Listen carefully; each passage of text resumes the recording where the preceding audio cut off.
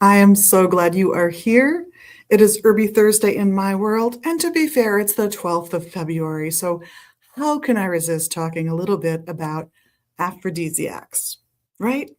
So, I did a quick look to see what's hitting right now online, and some of it is odd, and some of it makes perfect sense. I'm going to talk about some that really tend to make the top 5 or 10 of most people's lists almost any year. Just you're going to hit them a lot if you're looking up herbs to enhance your personal relationships. The first one I'm going to mention, I'm going to tell you not to go to unless you have to, and it's yohimbe. And the reason I'm going to say no to the yohimbe, just nix yohimbe, it's not that it won't work. It's not that it's not delightful in its own way. It's that there's a host of things you shouldn't eat or drink when you use it. So it's the most complicated one to pick. So it's the one I would leave off the list or put at the very bottom of my list if I was looking for an herb that does what an aphrodisiac herb is supposed to do. And this one does exactly what an aphrodisiac herb should do.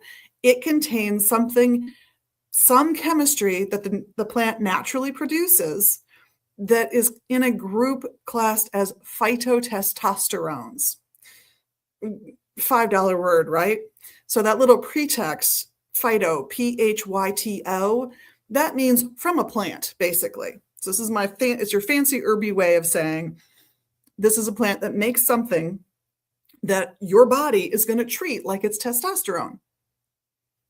It's that simple. There are plants that contain phytoestrogens, phytoprogesterones, and a host of other types of hormones, but phytotestosterone is the one we're going to focus on today. So yohimbe has this, but you know what? So does horny goatweed. Is it the same chemistry? Not necessarily. Might be different plant to plant. And I got 5 minutes, so we're not going to go that deep. Much easier to use, not difficult to get a hold of. As with any herb, check your contraindications, check your medical contraindications, your medication contraindications with any and all herbs, of course. But horny goatweed's a little more accessible, a little easier to use. You don't have to remember not to eat or drink certain things. It's a better choice. I would put in that same group Damiana. Damiana is another one that with those phytotestosterones in it that's just a little easier to use than the yohimbe is. Damiana is also known for relaxing people. It's known for helping people just let blood flow where it needs to flow, in addition to having some of that phytotestosterone quality to it. Horny goatweed, famously named because people who were shepherds watched goats eat horny goatweed and then do what the name implies. And so they thought, let's try it. And they found it worked for them too. Fantastic history. Wonderful herbs. Another one in this category is tribulus or tribulus. I hear people say it each way. I lean into tribulus, but you're welcome to correct me if you want. But it's another one of those herbs that contains those phytotestosterones. That's one group. There's a whole nother class of herbs that I would not say are your date night herbs, whereas these could be date night herbs. They honestly could be. The ones that just support healthy hormone function, healthy blood flow, just healthy generally, are adaptogenic herbs. I don't know, another $5 herb word. What's an adaptogenic? It's an herb that helps the body adapt to stressors, whether that's you're a computer programmer who decided to fix their own roof, silly computer programmer, or you are under a lot of pressure, right? Emotional or mental pressure right now. Adaptogens just smooth that journey for you. And therefore, they can help enhance sexual function simply because you're sleeping better, you're functioning better, you've got a little headspace to think about life. And when you take that stress away, it's much easier to become intimate, especially with another person. So adaptogens that get called on for this particularly tend to be ginseng, a little easy to abuse. So again, not always first on my list, because if you have that, if a little is good, more must be better attitude, that's not always true with ginseng. It does have some practical limits. Ashwagandha is another great choice from India, from Ayurvedic medicine, Marapuma, from further south in the Americas than here, warmer climates than I happen to be in. And then you get ones that just focus on circulation, like ginkgo biloba.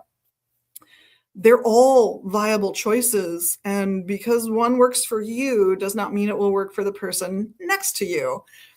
So you've got to kind of hunt and find the ones that you respond the best to, or see someone qualified in the use of these herbs to help you determine before you even get started on them what's likely to do the best job for you. So make an appointment with an herbalist, bring your medication list with you if that's the route you want to go. But if what you want to do is just try stuff out because you're relatively healthy, you're not on any medications, just go slow, play safe. Start with the lowest dose you see recommended in 5 or more resources is always my caution.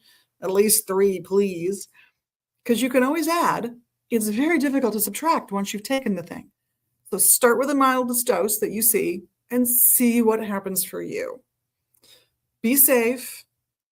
Check those contraindications and those medication interactions, but play and have fun. This is an exciting part of being a human. Enjoy it, right? Well, I know. It's almost 6 minutes now. I'm way over. So thank you so much, everybody, for watching. On behalf of myself and the rest of the crew here at Magus Books, we love the magical you that you really are. And of course, the tiny little magical things you can do here on social media. You know what they are. Have a fantastic week and weekend, whether you are going to be with someone special, several someone special, or on your own. Celebrate life, enjoy yourself. That's really what Valentine's is all about. So, blessed be.